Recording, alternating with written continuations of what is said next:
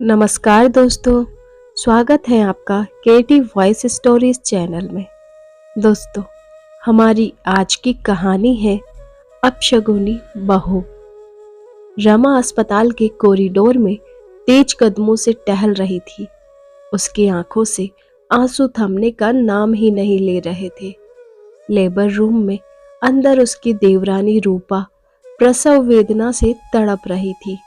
बाहर रमा हाथ में फोन लिए लगातार घर वालों को फोन लगाए जा रही थी, लेकिन किसी का भी फोन नहीं लग रहा था। रमा को ठंड के महीने में भी डर से पसीने छूट रहे थे।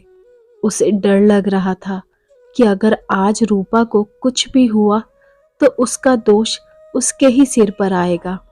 रमा के सास ससुर कपड़ों की खरीदारी करने बाजार गए थे।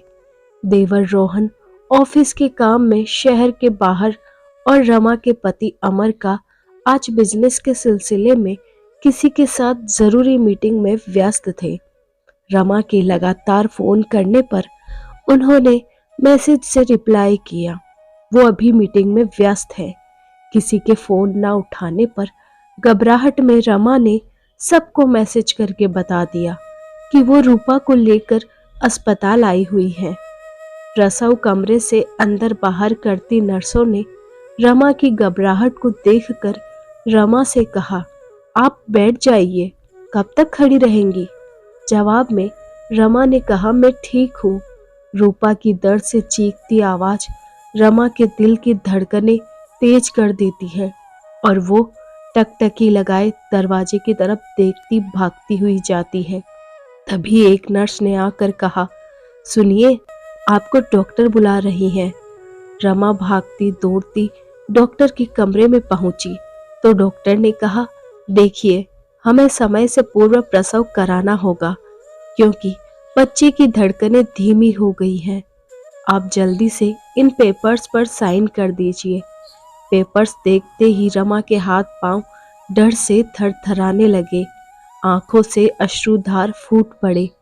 तभी नर्स ने कहा, देखिए, जल्दी साइन कीजिए, हमारे पास समय कम है। रमा ने अपनी आंखों से आंसू पोंछे और पेपर्स पर साइन कर दिए। साइन करने के बाद उसने नर्स से कहा, ये लीजिए पेपर्स, लेकिन मेरी रूपा और बच्चा दोनों सही सलामत मुझे चाहिए। नर्स ने कहा, आप चिंता मत कीजिए, सब अच्छा होगा, बस आप भगवान से प्रार्थना कीजिए। दरअसल 8 साल पहले जब रमा शर्मा निवास में अमर के साथ ब्याह कर ससुराल आई तो सब बहुत खुश थे, खासकर उसकी सास गीता जी, क्योंकि रमा अपने साथ उनकी मुंह मांगे ढेर सारे दहेज के साथ आई थी। जैसा जितना और जो जो चीजें उन्होंने मांगी थी, सब कुछ चुन चुन कर रमा के पापा ने उनको दिया था। सासू माँ ने ससुराल के कामों की सारी जिम्मेदारियों को उसको ऐसे सौंपा जैसे सब कुछ उसकी ही जिम्मेदारी थी। उसने बिना उफ किए हमेशा घर के एक एक काम किए। शादी के ठीक 2 साल बाद उसने 2 जुड़वा बेटियों को जन्म दिया, लेकिन बेटियों के जन्म के समय डॉक्टर ने परिवार वालों को बताया कि वो अब दोबारा कभी मां नहीं बन पाएगी, जिस घटना ने उसके पूरे जीवन को बदल कर रख दिया।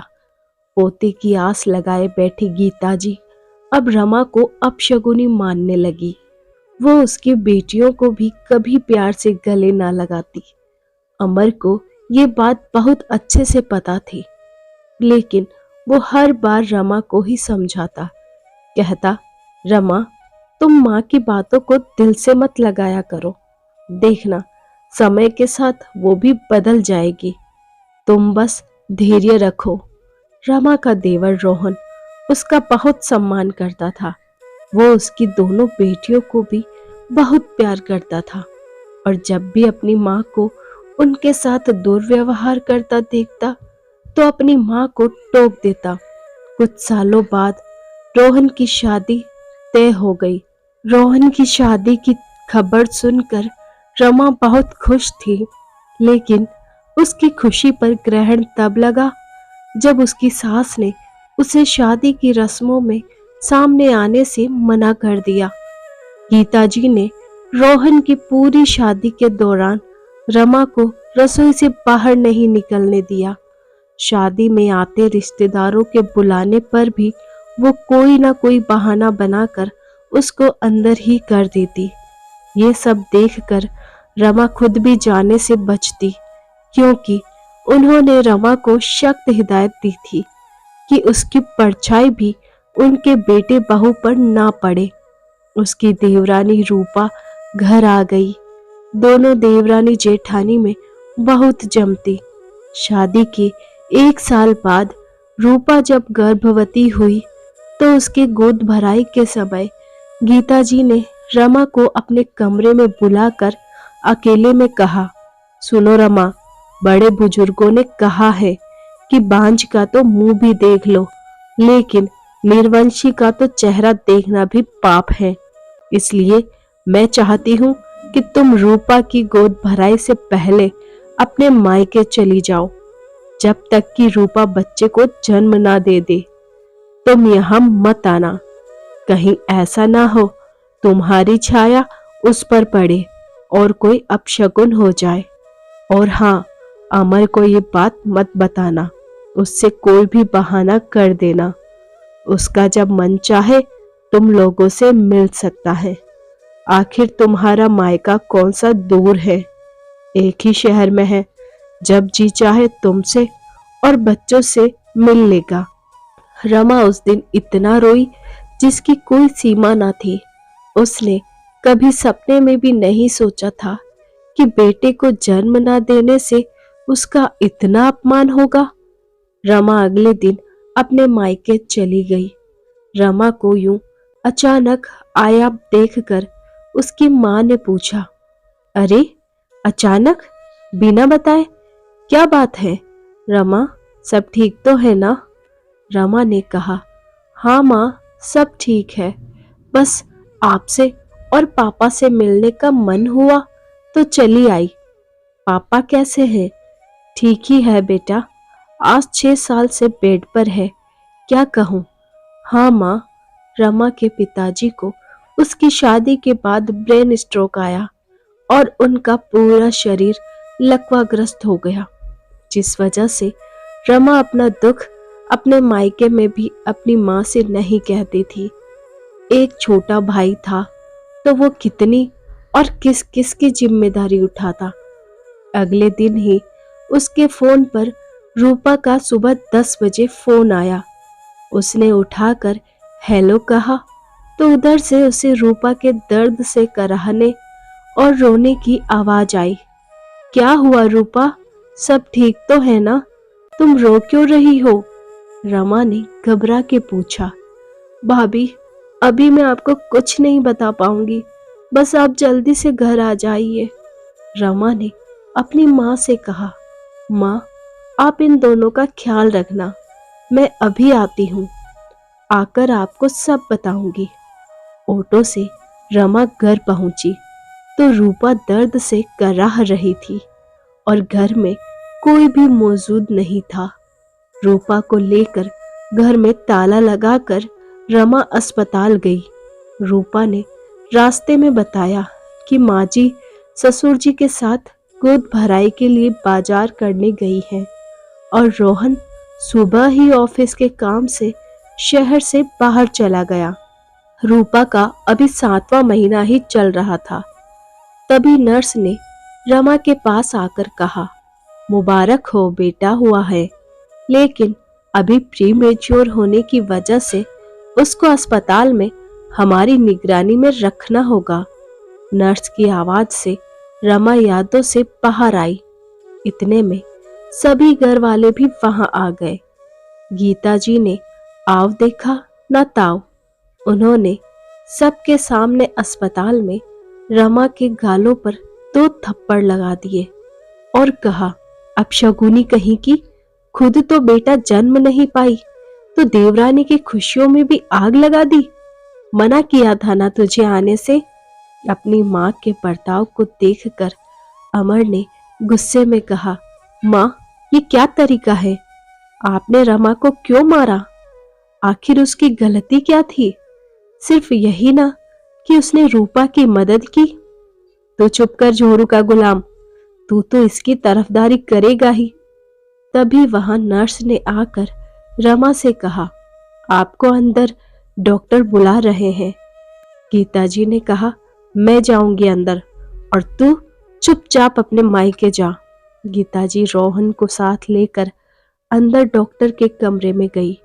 उन्हें देखकर डॉक्टर ने कहा, अब माँ और बच्चा दोनों खतरे से बाहर है, लेकिन अभी दोनों को ही बहुत देखभाल की जरूरत है। हमें बच्चों को कम से कम 2 महीनों तक आईसीयू में रखना होगा।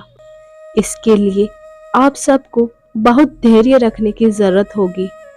ठीक है कहकर जैसे ही डॉक्टर के कमरे से गीता जी बाहर निकली, उनका पैर फिसला और वो अस्पताल में ही गिर गई।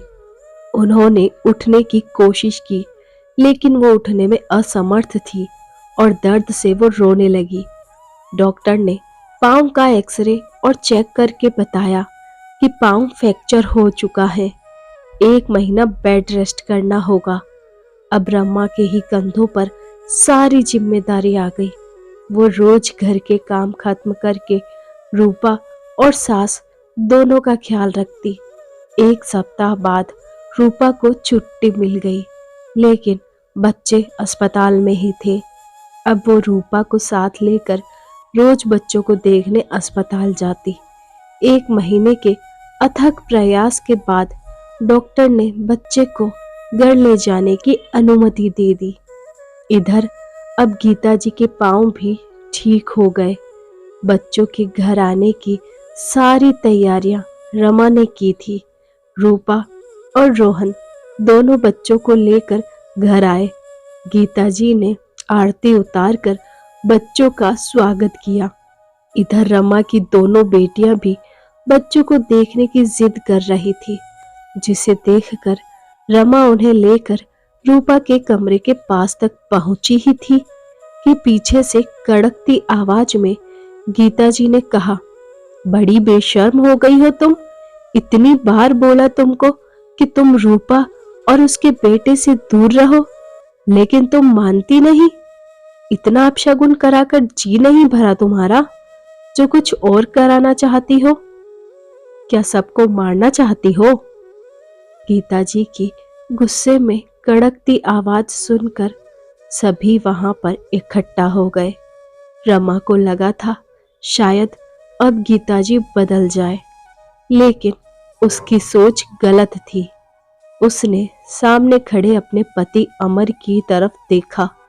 बेटियों का हंसता हुआ मासूम चेहरा उदास हो गया। रमा खुद पर काबू ना कर पाई और उसकी आंखों से अश्रुधारा फूट पड़े और वो वहां से जाने लगी। तभी रूपा ने कहा, रुकिए भाभी। गीता जी गुस्से में, सुनाई नहीं दिया मैंने क्या कहा? तुम अंदर जाओ। रमा बच्चों से जुड़ा कोई काम नहीं करेगी। भाभी, मैंने कहा रुकिए। और उसने आगे बढ़कर रमा का हाथ पकड़ लिया। भाभी, यूं चुप रहकर रोज रोज अपमान सहन करने से कोई नहीं बदलने वाला। इसलिए आपको बोल रही हूं कि अब बिना बोले काम नहीं चलने वाला। कभी कभी बड़े इतना मजबूर कर देते हैं कि उनको जवाब देकर छोटों को उन्हें सच का आईना दिखाना ही पड़ता है। रूपा, सुनाई नहीं दे रहा है तुम्हें? गीता जी ने दोबारा गुस्से से कहा। सुना माँ जी, अच्छी तरह सुना, लेकिन जिस तरह हम घर में गंदगी इकट्ठा करके नहीं रख सकते, ठीक वैसे ही मैं आपकी ये बेकार की बातें नहीं सुन सकती और ना ही मान सकती हूँ। मैंने और रोहन ने आपको बहुत बार समझाया कि आप भाभी को यूं हर बात में अपमानित ना किया करें, लेकिन आप है कि मानने के लिए तैयार ही नहीं है। वो तो भाभी है जो आपकी इन कड़वी बातों को सुनकर रह जाती है, वरना उनकी जगह कोई और होता तो अब तक आपको करारा जवाब और सबक कब का मिल चुका होता। आपका तो मुझे नहीं पता, लेकिन मेरे लिए मेरी जेठानी कभी अपशगुनी नहीं थी, ना है ना रहेंगी। बल्कि मेरे और मेरे बच्चे के लिए तो वो जीवन दाता है। अगर ये समय से मेरा फोन ना उठाती और यहाँ आकर मुझे अस्पताल ना ले जाती तो ना जाने क्या हो जाता।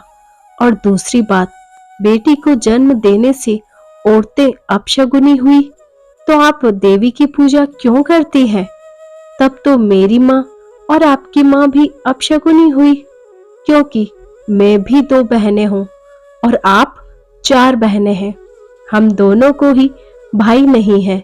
तो अब बताइए कि क्या ये कहना ठीक है? तुम अपना मुंह बंद रखो, ये घर मेरा है और यहाँ सिर्फ मेरी मर्जी चलेगी, समझी? गीता जी ने गुस्से में कहा। तभी पीछे खड़े अमर ने कहा, माँ, आपने बिल्कुल सही कहा, ये घर आपका है तो आपकी मर्जी चलेगी। लेकिन मैं भी अब रमा का अपमान और बर्दाश्त नहीं कर सकता, इसलिए मैं ये घर छोड़कर जा रहा हूँ। लेकिन जाने से पहले एक बात बता दूं आपको, जीवन और मरण सब ऊपर वाले के हाथ में है, हम मनुष्यों के नहीं। भगवान ने अच्छा किया जो उन्होंने जन्म और मृत्यु का चक्र अपने हाथ में रखा है, वरना तो कुछ आप जैसे सोच के लोग कभी बेटियों को जन्म दे ही ना। धन्यवाद दोस्तों। आई होप आपको हमारी ये कहानी पसंद आई होगी। ऐसी ही और कहानियां सुनने के लिए बने रहिए हमारे साथ और अपना प्यार और सपोर्ट दीजिए। चैनल पर नए हैं तो सब्सक्राइब कीजिए, वीडियो को लाइक और शेयर कीजिए, साथ में बेल आइकन प्रेस करना ना भूलें।